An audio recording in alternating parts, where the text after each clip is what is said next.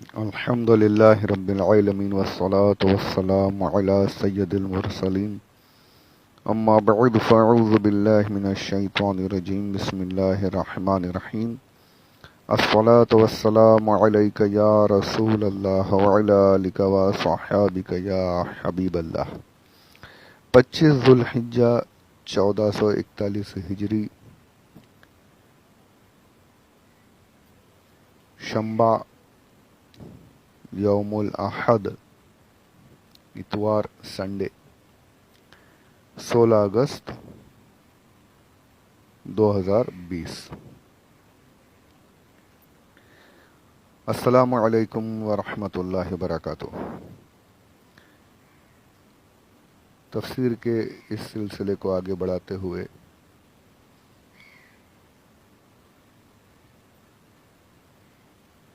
آیت نمبر 19 آج شروع کرنے جا رہے ہیں۔ آیت پاک سماعت فرمائیں۔ اعوذ باللہ من الشیطان الرجیم او کصیب من السماء فیہ ظلمات ورعد وبرق يجعلون أصابعهم في آذانهم من الصواعق حذر الموت والله محيط بالكافرين۔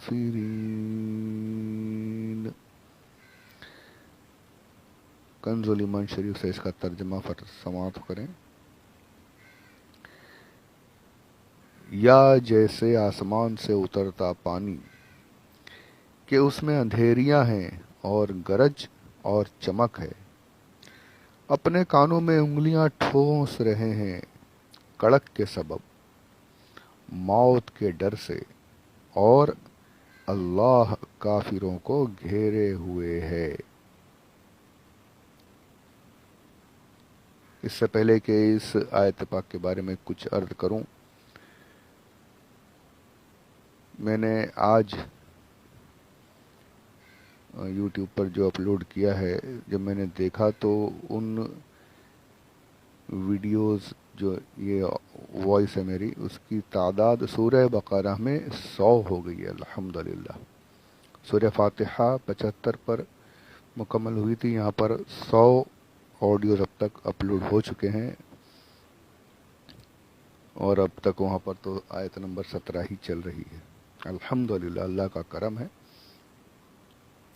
اللہ اسے قبول فرمائے اور مکمل کرنے کی مہلت عطا فرمائے، سننے والوں کو برکتیں عطا فرمائے، عمل کی توفیق مجھے اور ہم سب کو عطا فرمائے، آمین بجاہ النبی الامین صلی اللہ علیہ وآلہ وسلم۔ اس کی برکتوں سے ہم سب کو نوازے پروردگار، آمین بجاہ النبی الامین صلی اللہ علیہ وآلہ وسلم۔ درود پاک پڑھیں۔ اللہم صلی علی سیدنا مولانا محمد وعلی آل سیدنا مولانا محمد وبارک وسلم صلاۃ و سلاما علیک یا رسول اللہ صلی اللہ علیہ وآلہ وسلم۔ یہاں پر یہ جو ہے یہ آیت پاک، اس کے پہلے آپ نے سنا تھا مثلہم فرمایا گیا،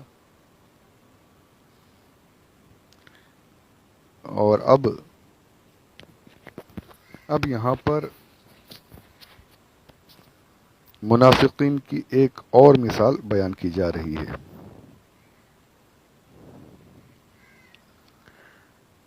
اس میں فرق یہ، اس مثال میں فرق یہ ہے کہ وہاں تو آگ جلا کر روشنی حاصل کرنے کا ذکر تھا، اور یہاں بجلی سے ملنے کا تذکرہ، یعنی وہاں روشنی آگ سے ہو رہی تھی، یہاں روشنی کس سے ہو رہی ہے؟ بجلی سے۔ وہاں تو معمولی وحشت اور خوف کا ذکر ہوا تھا، اور یہاں سخت گھبراہٹ، پریشانی کا بیان ہوا ہے۔ لہذا یہ مثال پہلی کہاوت سے اعلیٰ ہے۔ ایک کی جگہ چند مثالیں بیان کرنے سے فائدہ یہ حاصل ہوتا ہے کہ ہر ایک کی سمجھ میں جو اصل مقصد ہے وہ آسانی سے آ جاتا ہے۔ تو پہلے ایک مثال بیان کی گئی، اب جو ہے دوسری مثال بیان کی جا رہی ہے۔ اس پر آگے بڑھیں اس سے پہلے اس کا شان نزول سماعت فرمائیں آیت کا۔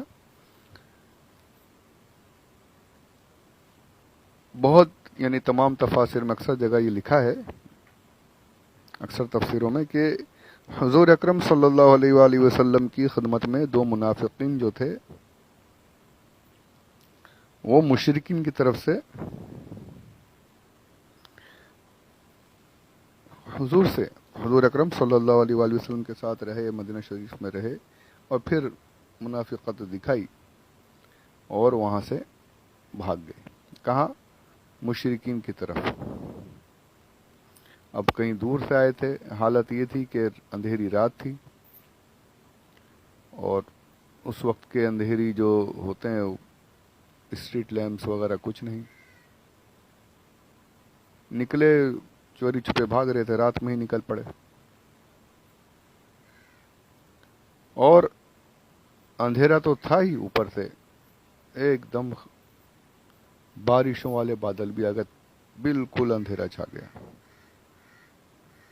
راستے میں یہی بارش آ گئی جس کا تذکرہ اس قرآن پاک کی اس آیت میں ہوا ہے۔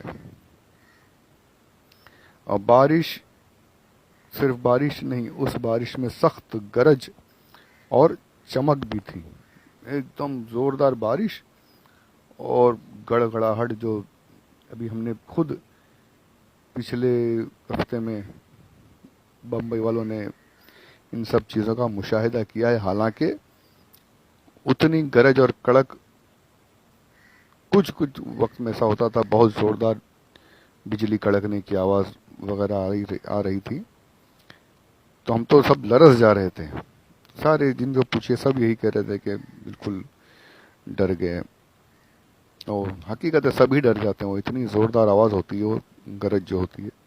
اور یہ جو قرآن پاک میں ذکر ہو رہا ہے، پتہ نہیں وہ کتنی زوردار آواز ہوگی، بہت ایک دم اللہ اکبر۔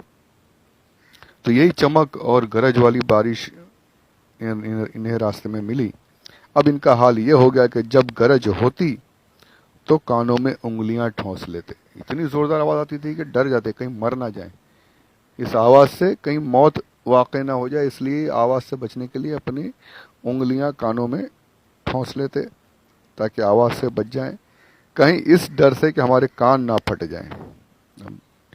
بہت زوردار آواز آ رہی تھی، اور جب چمک ہوتی تو چلنے لگتے، بجلی چمکتی تو تیزی سے قدم بڑھاتے کہ گھر کی طرف بڑھیں، چلنے لگیں، اور جب اندھیرا ہوتا تو وہ رک جاتے۔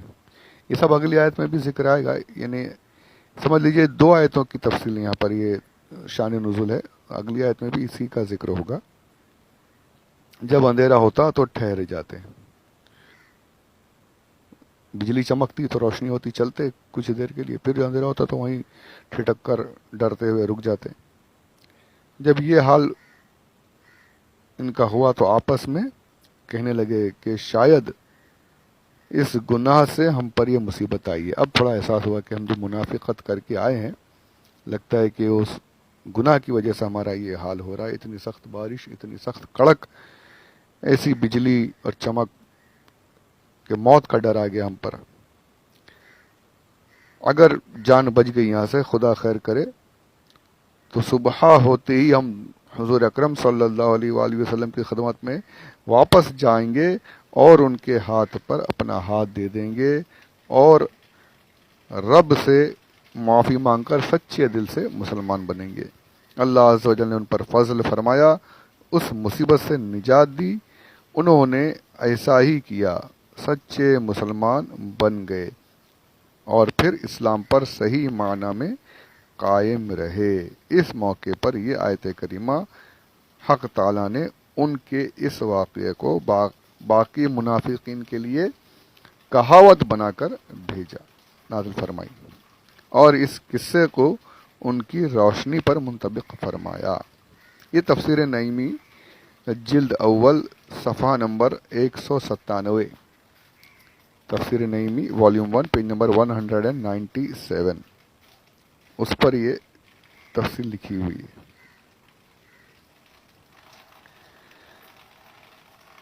اب یہاں پر یہ شان نزول آپ نے سماعت کی، اس کے بارے میں چند باتیں عرض کرنے کی سعادت حاصل کرتا ہوں۔ سب سے پہلے جو لفظ ہے او کصیب،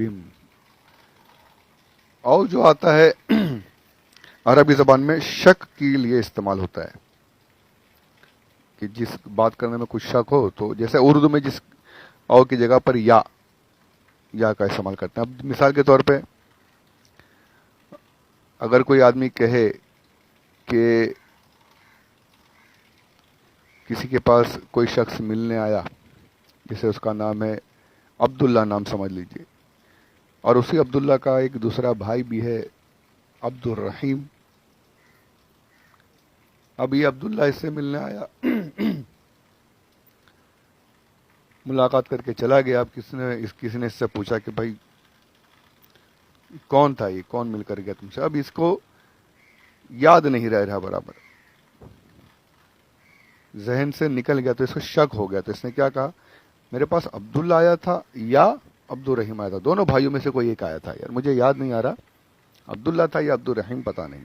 تو یہ یا جو ہے نا، یہ شک والا یا، دونوں میں سے کون آیا تھا یہ یاد نہیں، تو اس کی جگہ اس کے لیے یا لگا دیتے ہیں. اور بھی بہت سی مثالیں دے سکتے ہیں، پر ابھی بس سمجھانے کے لیے اتنا ہی. تو یہاں پر جیسے ہم اردو میں یا استعمال کرتے ہیں، ویسے ہی عربی میں او استعمال کرتے ہیں شک کے لیے. اب یہاں پر یہ سوال اعتراض اٹھتا ہے کہ اللہ عز و جل کے علم میں تو ساری چیزیں ہیں، بھولنے کا سوال ہی نہیں اٹھتا، پھر یہاں پر شک کیسے، او کیوں استعمال کیا گیا؟ تو اس کا جواب دیتے ہیں کہ اس میں چند احتمال ہیں. ایک یہ کہ اختیار ہے، کہ اختیار کے لیے، جیسے کہا جاتا ہے کہ